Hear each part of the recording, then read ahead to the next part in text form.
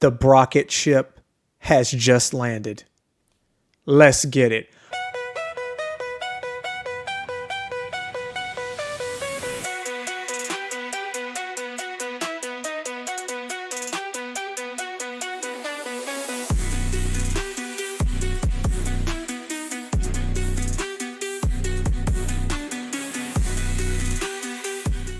Welcome to the Cayman's Island podcast, where we talk all things San Francisco 49ers. I'm your host, David Cayman, and in today's show, we'll be previewing the San Francisco 49ers at the Arizona Cardinals at the State Farm Stadium in Glendale, Arizona. That's going to be a 4:05 p.m. Eastern start, 1:05 for anybody on the West Coast, and that's going to be Sunday, November 16th, 2025. And there's a lot I want to get into. I want to explain to you guys why I feel the 49ers are going to win quite convincingly and tell you what my predictions are around stats and how that game's going to go. But before we jump into all that, we have to talk about the man, the myth, the legend that is Brock Purdy making his triumphant return as the starting quarterback of the San Francisco 49ers. And man, there's been a lot of talk on socials, a lot of content out there about the whole Mac Jones versus Brock Purdy thing. And look, man, that's football, right? You're going to have those conversations. You guys have known, if you've watched any of my shows, you know how I'm a big Brock guy. I'm also a realistic guy. And I understand the feelings about how Brock hasn't looked 2023 Brock in some time and the turnovers over the last few games. And we're going to delve into some of that actually right now. So let's talk about it. So first and foremost, man, Mac Jones.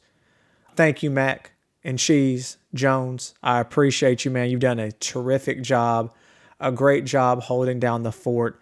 This is another situation where I feel like you have a quarterback skill set that meshes very well with what the 49ers want to do on offense. And again, he's done an outstanding job, man. I think he's far exceeded everybody's expectations. Now, I'll say this, the man was a great quarterback while he was at Alabama. I thought he did a terrific job his first year in New England, and things went sideways. And that's happened a lot here lately. You can almost say it's almost a trend. You look at what's happened with Baker Mayfield, Sam Darnold, are just a few examples of quarterbacks that showed signs of greatness and for whatever reason kind of fell off and had to do some traveling around to a few other teams. And then look at him now, man. Look at what Sam Darnold's doing, and look at what the Bake Show's doing there in Tampa, man. They've really turned their careers around. And right now, as it stands, they would be in the playoffs, right? So they're doing things that's necessary, what they need to do to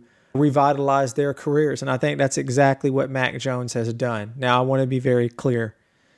I feel that Brock, when he's healthy, playing at a high level, he's going to run this system that Kyle wants to run better, more efficiently, and the statistics show.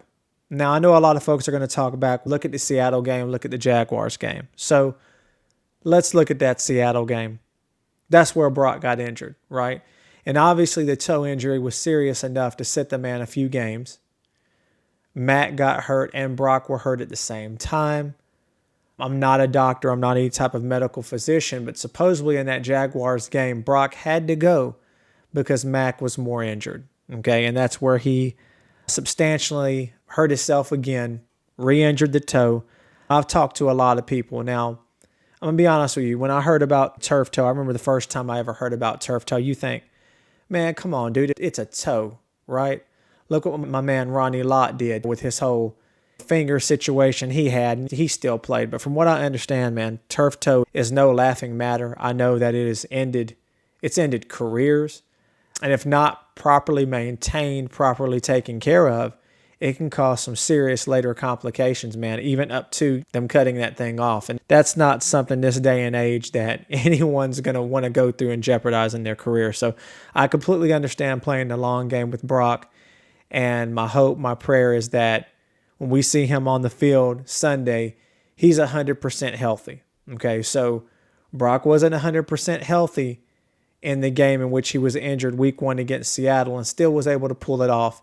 Again, I was curious to know why a couple of those balls were selling on him too. Again, not trying to use that as an excuse. But you take a look at the Jacksonville game. And look, Brock's had some bad games. We saw what Brock looked like in his worst showing, right, in the 2023 season against the Baltimore Ravens, in which, in my opinion, that game cost him the MVP that year.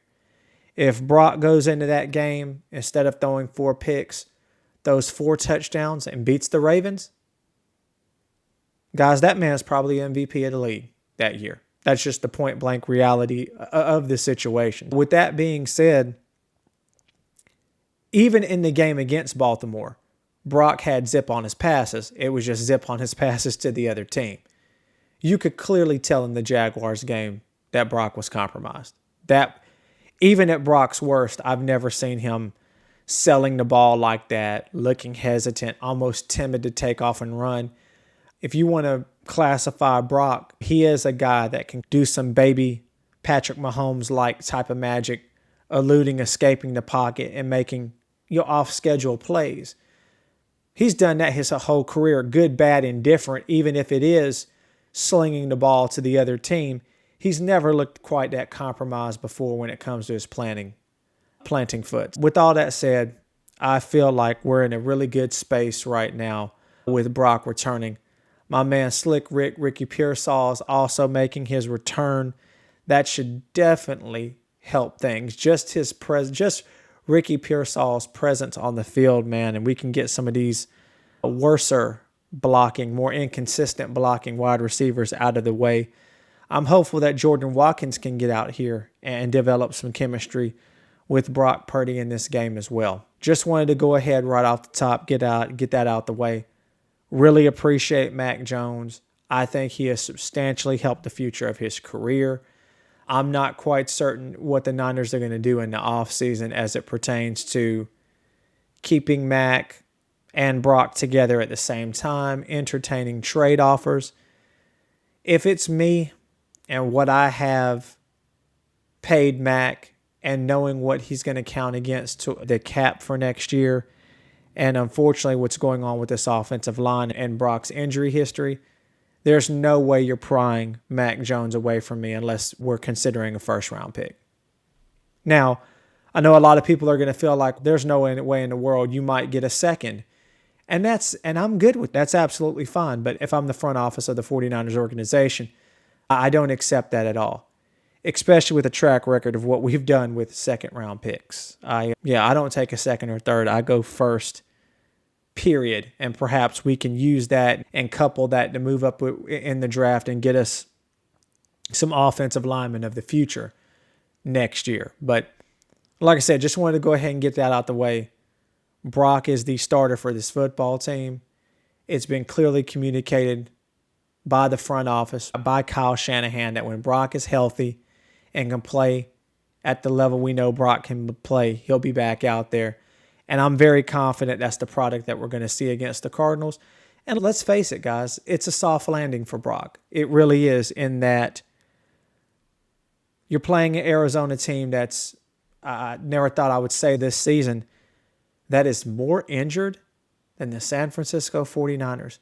They have very few weapons out there. There's no Kyler Murray that always seems to dance around and do magic on the edges against our defense, no matter what defender is out there. So you got Jacoby Brissett that's going to be out there starting for the Cardinals. You have the Cardinals starting running back, Marvin Harrison Jr. not playing. There's not a lot of particularly great matchups, I don't think, for the 49ers in the game to exploit, but I really feel like this is how it's going to go down. So let's get into the game preview itself and what I predict. I feel that we have just too many weapons on offense, and if we have a healthy Brock Purdy, that is going to be too much for the Cardinals to stop. Then on the other side of the football, I don't believe that the Cardinals will have enough offensive firepower, even with as bad as absolute dog water as our defense has looked at times this season. If Robert Saleh can get those guys playing common sense football, bend but don't break, mixing a little pressure here and there, it should be enough to keep that Cardinals offense at bay. And the 49ers should definitely be able to score enough points to pull out this victory. I really feel as though you're going to have another Giants game scenario where the Niners score a lot of points. The Cardinals will probably try to make it a closer game toward the end. Another 34-24 type of situation. Now, that's not my score prediction in this game because Jacoby Brissett is not Jackson Dart. Not whatsoever at all. As far as statistics-wise, Brock Purdy has a 4-1 record against the Cardinals in the regular season. And he's had some big games. He's had some 4-touchdown games, 3-touchdown games. I believe he had a game where I think he only had one incompletion, like he was like 20 of 21 or something like that, nearly 300 yards, a rushing touchdown, and a touchdown back in 23. He's had some big-time performances in games against the Cardinals. Last year, the last game of the season, we got the doors blown off us. Brock wasn't even there. And then earlier in the season, we had an obvious lead, and we ended up making costly special teams mistakes. Inopportune situations happen, as it did last year, where we lost all the close games instead of winning the close games. And essentially, the Cardinals were able to come back last second and beat us. Okay? I don't think that's going to be the situation this time around. I really feel as though Brock is going to have an effective, efficient game. I could see easily 250 yards, a touchdown and a rushing touchdown, or 250 yards and a couple of touchdowns. I think it's going to be very important to, regardless if we're not getting that many yards per carry, sticking with the run in this game, understanding that a punt is okay, not try to force anything, but I do see Christian McCaffrey having a rather big game in this one. I see him with over 75 rushing yards, over 50 receiving yards.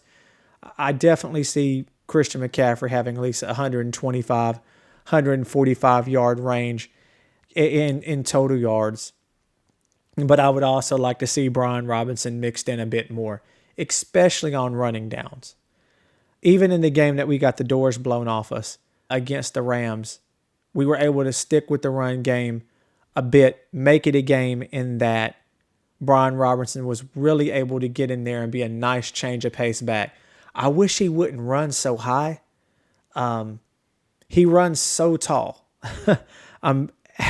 With our injury history, I need him to get down in his running posture just a little bit more, but he's definitely a good change of pace back, and I'm hopeful he can get even more touches. It would be absolutely terrific if Brock had 20 to 25 pass attempts in this game. If you tell me that he has 20, 25 pass attempts in the game, I think we were very effective, very efficient moving the ball on offense, and we pull out the win in this one. On the defensive side of the ball, my thoughts are we just have to get back to playing some common sense football, some common sense defense. Remember to, when we're making an impact or a hit on an offensive player, that we wrap up. just common sense things that you can do on defense to make things better. Make it a focal point to do our absolute best to set an edge.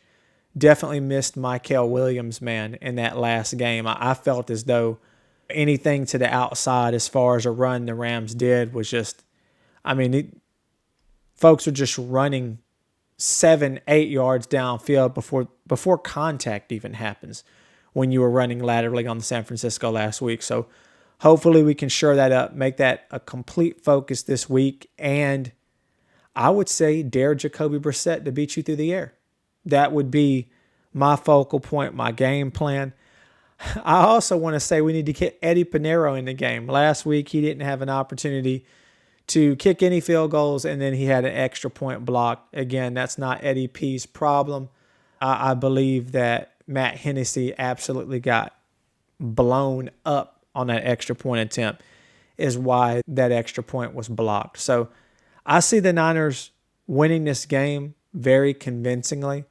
I've seen a lot of predictions say that the Niners get up in the 30s. I could absolutely see that for sure, but I think they're going to work Brock in. I'm hoping that they will work Brock in a little slower in this game and focus on the run game and have Brock slowly ease into regular game shape in that you're unable to simulate a real game in practice. And especially with the whole limited practice designations he had earlier in the week, I'm sure getting him up to full game speed might take a little while. You may not see old Brock looking plays until perhaps the second quarter. Make sure you get the running game going and getting him into the flow and pace of a regular season NFL start. I'm predicting in this game a 27-13 victory. Good guys, the San Francisco 49ers over the Arizona Cardinals at State Farm Stadium in Glendale, Arizona. Tell me what you guys think in the comments. Are you super excited of the return of Brock Purdy? Are you enthusiastic with Ricky Pearsall making a return to help out that, I guess you can say, almost mediocre, no pun intended, mediocre receiving core that we've put out there from week to week? I would say maybe not so much mediocre at times, but definitely up and down. You'll have Juwan Jennings make a really good play, then a really head-scratching play. You'll have Kendrick Bourne make an incredible catch on a deep post for 25, 30 yards, and in the very next play, completely forget how to block anyone ever. So tell me what you think in the comments about that. Do you think that score prediction is pretty decent, 27-13? Do you perhaps think that Brock's going to struggle to get caught back up to speed? Do you think based on the performance, there's going to be some chatter about Mac Jones would have did better if he would have started? As always, guys, if you liked the show today, please remember to comment and subscribe because it definitely helps out the channel. As always, guys, appreciate you for watching. Take care and be blessed.